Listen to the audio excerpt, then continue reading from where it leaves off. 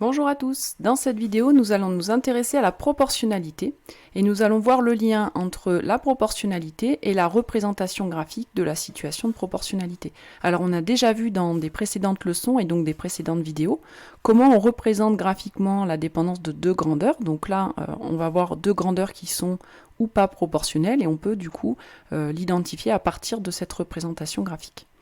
Donc si deux grandeurs sont proportionnelles, alors graphiquement, elles vont être représentées par des points alignés avec l'origine du repère. Ça, vous devez apprendre par cœur cette propriété, elle est vraiment très importante. Et inversement, si deux grandeurs, quand je les représente graphiquement, j'obtiens des points alignés avec l'origine, alors elles sont forcément proportionnelles. Ça, cette propriété, vous la retenez par cœur. Elle vous permettra dans certaines situations d'identifier s'il s'agit ou pas d'une situation de proportionnalité.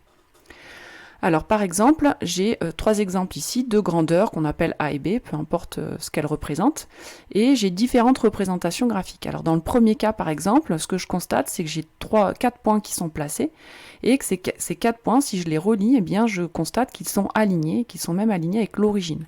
Donc dans ce cas-là, dans le premier cas, les grandeurs A et B, elles sont bien proportionnelles parce que les points sont alignés avec l'origine.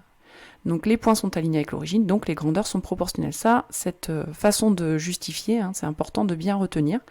Il ne suffit pas de dire que les points sont alignés, mais bien alignés avec l'origine du repère. Retenez bien le mot origine du repère.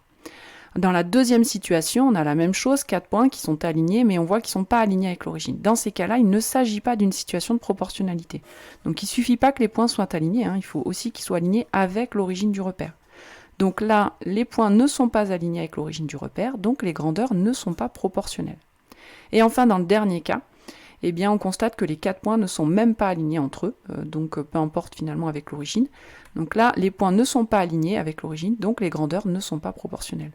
Donc là, la seule situation de proportionnalité, c'est le premier cas, où on constate que les points sont alignés avec l'origine. Voilà, cette vidéo est terminée, c'est à toi de jouer maintenant, à partir de représentations graphiques, d'identifier s'il s'agit ou pas d'une situation de proportionnalité. Tu peux t'entraîner sur le travail en classe, le travail à la maison, ou bien sûr faire des exercices en ligne. Travaille bien!